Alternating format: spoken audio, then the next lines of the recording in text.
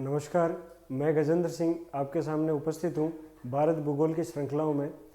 साथियों, हमने भारत के समस्त भौतिक प्रदेशों का अध्ययन कर लिया है। केवल भारत के द्वीप बचे हैं जो आज की कक्षा में हम उनको समाप्त कर देंगे। मैं आपको थोड़ा सा पहले का रिवीजन करवा दूं। हमने बात की भारत के भूगोल के संदर्भ में उत्तरी पर्वतीय क्षेत्र की हमने बात की। उसके बाद हमने बात की मैदानी क्षेत्र की, तत्पश्चात प्रायद्वीपीय पठार की, उसके बाद तटीय मैदानों की,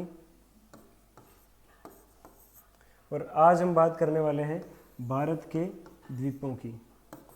5वें नंबर पर हम बात करेंगे भारत के द्वीपों की कि भारत के जो ये बंगाल की खाड़ी है इसके द्वीप कौन से हैं, अरब सागर के कौन से द्वीप हैं। तो इस कड़ी में हम बात करेंगे भारत के द्वीपों की। भारत के द्वीपों की अवस्थिति मैं आपको बताऊंगा, उनसे जुड़ी हुई कुछ महत्वपूर्ण जानकारियां जो प्रतियोगी परीक्षाओं में पूछी जाती हैं। तो आइए चलते हैं भारत के द्वीपों की ओर।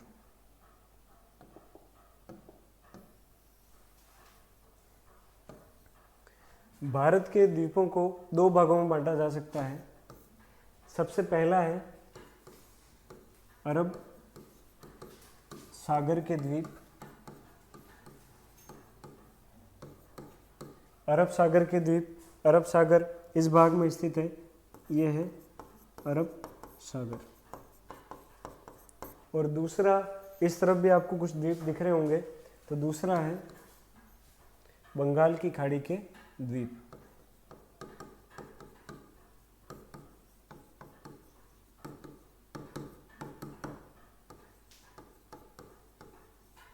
बंगाल की खाड़ी के द्वीप, तो यहाँ है बंगाल की खाड़ी। अंग्रेजी में इसको बे ऑफ बंगाल कहा जाता है और इसको अरेबियन सी। तो बात करें सबसे पहले कि अरब सागर में जो द्वीप है ये लगभग 36 द्वीप हैं और इस द्वीप समूह को लक्षद्वीप कहा जाता है। क्या कहा जाता है? लक्षद्वीप। याद रखें, अरब सागर में जो द्वीप है वो 36 द्वीप हैं और उनको लक्षद्वीप कहा जाता है। ठीक है। वहीं बंगाल की खाड़ी में बात करें, अच्छा एक चीज़, लक्षद्वीप को मूंगा द्वीप भी कहते हैं। मूंगा द्वीप भी इनको कहा जाता है क्योंकि ये मूंगा चट्टानों से निर्मित है। अब मूंगा चट्टानें क्या होती है कि समुद्र में एक जीव पाया जाता है जो कैल्शियम कार्बोनेट को खाता है और उसके ऊपर एक कैल्शियम कार्बोनेट की परत चढ़ती है। तो ये जीव कई सारे इकट्ठे होते रहते हैं एक दूसरे के ऊपर और जो मर जाते हैं, बहुत सारे जब वजन पड़ता है तो वो जो कैल्शियम कार्बोनेट की परत होती है आपस में दबकर मूंगा चट्टानों का निर्माण करती है और इसी कारण इसको मूंगा द्वीप कहा जाता है। वहीं बंगाल की खाड़ी की बात की जाए तो इसकी जो द्वीप समूह है इसको कहा जाता है अंडमान व निकोबार। अंडमान व निकोबार द्वीप समूह। संख्या की अगर बात करें तो ये 572 द्वीप है, 572 द्वीप, और इनको कहा जाता है पन्ना द्वीप क्योंकि यहाँ पर पन्ने की प्रचुरता पाई जाती है। ठीक है। तो हम बात कर रहे हैं भारत भूगोल की श्रृंखला में द्वीपों की। पहला हमने जाना कि अरब सागर के द्वीप किस तरफ स्थित है। अरब सागर में लक्षद्वीप के नाम से जाने जाते हैं, संख्या इनकी 36 है। और बात करें मूंगा द्वीपों की तो मूंगा द्वीप कैसे बनते हैं इसके बारे में हम चर्चा कर चुके हैं। फिर आते हैं अंडमान निकोबार द्वीप समूह पे। बंगाल की खाड़ी में इनकी अवस्थिति है। 572 द्वीप है, इन्हें पन्ना द्वीप के नाम से भी जाना जाता है। तो ये तो हो गया इनकी अवस्थिति को लेकर कुछ प्रारंभिक परिचय। आगे चलते हैं इनसे जुड़े हुए कुछ और तथ्यों की ओर। देखिए, अंडमान और निकोबार, अंडमान एवं निकोबार द्वीप समूह अराकान योमा पर्वत श्रृंखला का विस्तार है। अब ये यहाँ पर आपने देखा होगा कि ये अराकान योमा पर्वत श्रृंखला है। अराकान योमा पर्वत श्रृंखला हमने देखा था कि म्यांमार को भारत से जोड़ती है। अगर आपने भारत का भूगोल में जो भौतिक प्रदेश है, उत्तरी भौतिक उत्तरी पर्वतीय प्रदेश, उनको अगर अच्छे से देखा हो तो इसका उल्लेख आता है अराकानियोमा का। तो अराकानियोमा पर्वतमाला यहाँ पर जाकर जलमग्न हो जाती है। ये पूरी एक श्रृंखला है अराकानियोमा पर्वत श्रृंखला, और यहाँ जाकर वो द्वीप वापस कुछ उभरे हुए हैं तो दिखाई देते हैं। तो ये किसका भाग है? अराकानियोमा, अराकानियोमा पर्वत श्रृंखला का ही भाग है। और अराकानियोमा पर्वत श्रृंखला क्या है? अराकानियोमा पर्वत श्रृंखला वह पर्वत श्रृंखला है जो भारत और म्यांमार को जोड़ती है। तो हम बात कर रहे थे कि अराकानियोमा पर्वत श्रृंखला का ही विस्तार है, जो कि आपको स्पष्ट हो गया होगा। अच्छा, एक चीज़, अक्षांश जो होते हैं उनको चैनल भी कहते हैं। अक्षांश रेखाएं जो होती हैं उनको चैनल भी कहा जाता है। अक्षांश रेखाएं, अक्षांश रेखाओं को चैनल भी कहा जाता है। तो कुछ चैनल से कुछ अक्षांश रेखाएं हैं जो जिनके बारे में पूछा जाता है। तो बात करें, एक बार आप ये चित्र देख लें। ये सबसे फर्स्ट में कोको द्वीप है, उसके बाद उत्तरी अंडमान, मध्य अंडमान, दक्षिणी अंडमान, फिर आपके आता है ये डंकन मार्ग, डंकन मार्ग, फिर लघु अंडमान, कार निकोबार, फिर लघु निकोबार, ग्रेट निकोबार, और अंत में सुमात्रा द्वीप आता है जो कि इंडोनेशिया का है। अच्छा, अब एक चीज़, यहाँ पर है कोको चैनल। कौन सा चैनल है? Coco channel. तो कोको चैनल में हमने क्या देखा कि भारत को म्यांमार से, किसको? भारत को म्यांमार से या कोको द्वीप को उत्तरी अंडमान से अलग करता है। अब ये कोको द्वीप जो है, कोको द्वीप किस देश का है? म्यांमार। और अंडमान से क्या स्टार्ट होता है? भारत। तो स्पष्ट तौर पर आप देख पा रहे होंगे कि ये कोको चैनल जो है, ये कोको द्वीप जो कि म्यांमार का है और उत्तरी अंडमान द्वीप जो कि भारत का है, इनके मध्य स्थित है ये चैनल। तो स्पष्ट तौर पर कहा जा सकता है कि कोको चैनल कोको द्वीप और उत्तरी अंडमान को अलग करता है अथवा म्यांमार को भारत से अलग करता है। आगे बात करते हैं डंकन मार्ग की। अब डंकन मार्ग दक्षिणी अंडमान को लघु अंडमान से अलग करता है। तो ये रहा दक्षिणी अंडमान, ये लघु अंडमान। तो इनके बीच जो मार्ग है उसको डंकन मार्ग कहा गया है, जो दक्षिणी अंडमान को लघु अंडमान से अलग करता है। उसके बाद बात करें 10 डिग्री चैनल। 10 डिग्री चैनल जो है यहाँ पर स्थित है। ये लघु अंडमान को कार निकोबार द्वीप समूह से अलग करता है। और अंतिम बात करें ग्रेट चैनल, ये ग्रेट निकोबार को सुमात्रा द्वीप जो कि इंडोनेशिया का है, या फिर यूँ भी कह सकते हैं कि भारत और इंडोनेशिया को अलग करता है। तो ये सामान्य सी जानकारी है। आप इस तरह का चित्र अपने नोट डाउन जहाँ भी कर रहे हैं वहाँ बना लें और ये इन्फॉर्मेशन थोड़ी सी याद रखें।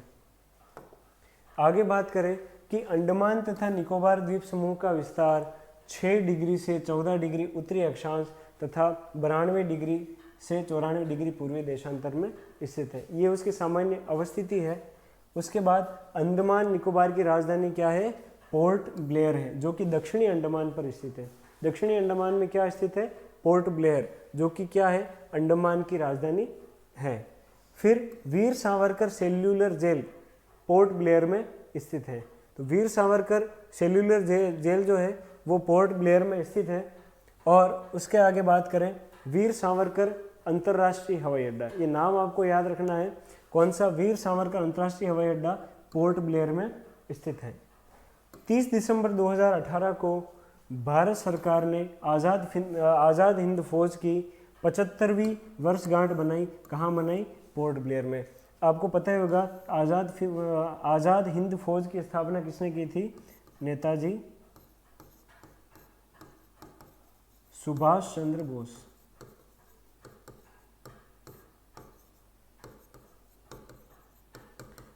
तो उसी के उपलक्ष्य में 75वीं वर्षगांठ कहाँ मनाई गई? पोर्ट ब्लेयर में। अब इसके अंतर्गत कुछ द्वीप हैं जिनका नाम परिवर्तन कर दिया गया है।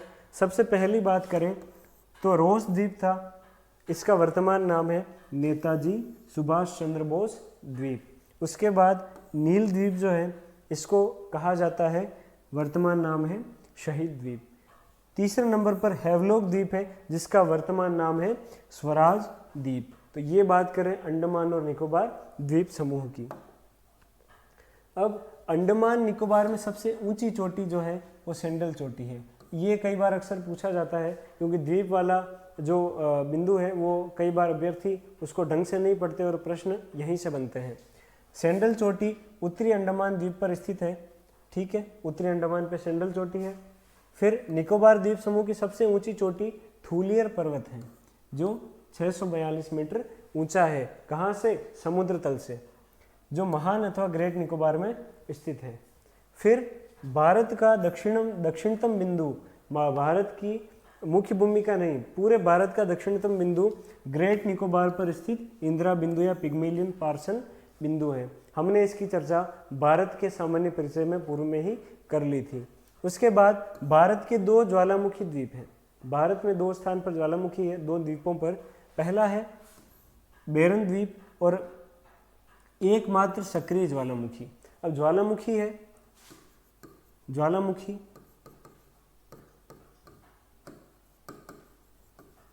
ज्वालामुखी की बात की जाए तो पहला जैसे सक्रिय,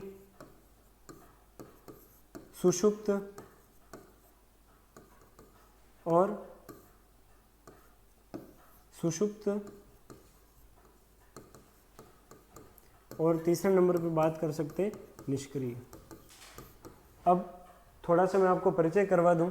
ज्वालामुखी क्या होता है कि पृथ्वी में जो पिघली हुई चट्टानें होती हैं आंतरिक भाग में, तो उनका उद्गार जब होता है धरातल पर वो प्रकट हो जाती है, उसको ज्वालामुखी उद्गार के नाम से जाना जाता है।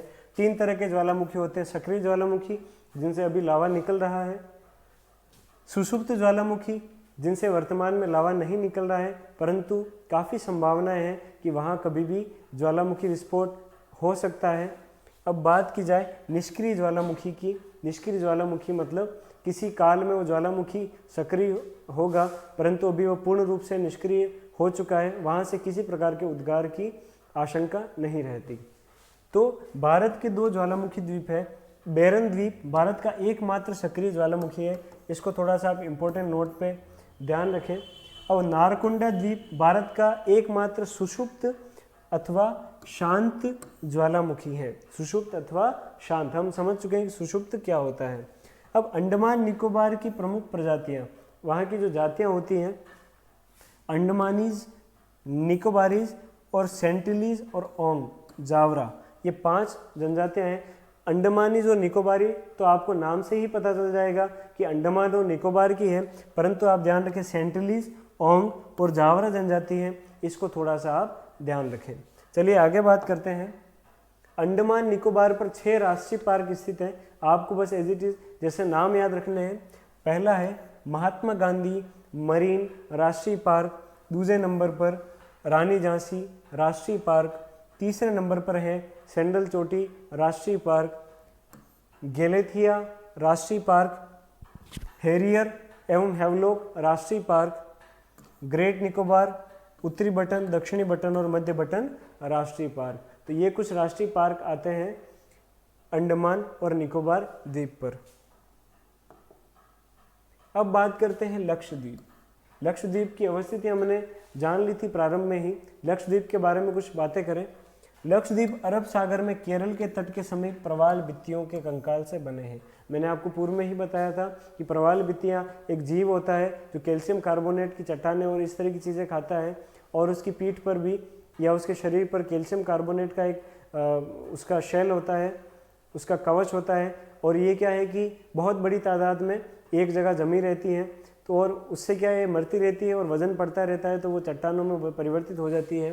तो प्रवाल भित्तियों के कंकाल से क्या बने हैं? लक्षद्वीप। ठीक है, आगे बात की जाए। प्रवाल भित्तियों का कंकाल कैल्शियम कार्बोनेट का यानी CaCO3 का बना होता है। अब प्रवाल भित्तियाँ हर कहीं नहीं पाई जाती, उनके लिए कुछ आवश्यक जलवायु दशाएं हैं। पहला ये कि समुद्र के तल में सूर्य का प्रकाश पहुंचता है। समुद्र के तल में जहाँ तक सूर्य का प्रकाश पहुंचता है ये वहीं तक पाई जाती है। दूसरा है कि प्रवाल भित्तियाँ भूमध्य रेखा से, ये भूमध्य रेखा हो गई, इससे 30 डिग्री उत्तर में और 30 डिग्री दक्षिण में ही प्रवाल भित्तियाँ पाई जाती हैं।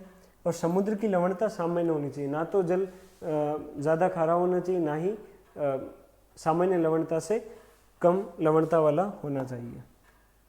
अब लक्षद्वीप में भी जैसे हमने अंडमान निकोबार में चैनल्स की बात की थी, इसमें भी कुछ अक्षांश जिनको चैनल के नाम से जाना जाता है। आप द्वीप समूह देखें, ये अमन द्वीपी है, केनानोर द्वीप, मिनिकोय द्वीप और मालदीव। ये 11 डिग्री चैनल है, 9 डिग्री और 8 डिग्री चैनल। अब इस पे थोड़ा सा अपन और पढ़ लेते हैं। लक्षद्वीप 8 डिग्री से 12 डिग्री उत्तरी अक्षांश में तथा 71 डिग्री से 74 डिग्री पूर्वी देशांतर में, यह तो इसकी अवस्थिति हो गई है। 8 डिग्री चैनल मालदीव को मिनिकोय द्वीप से अलग करता है। ठीक है, 8 डिग्री चैनल आपको दिख रहा होगा कि मालदीव को किससे अलग कर रहा है, मिनिकोय द्वीप से। ये मिनिकोय है, ये मालदीव है। उसके बाद 9 डिग्री चैनल मिनिकोय को केनानोर से अलग करता है और 11 डिग्री अमन द्वीपी को केनानोर से अलग करता है। उसके बाद बात की जाए, मिनिकोय द्वीप लक्षद्वीप का सबसे बड़ा द्वीप है। मिनिकोय द्वीप क्या है, लक्षद्वीप का सबसे बड़ा द्वीप है।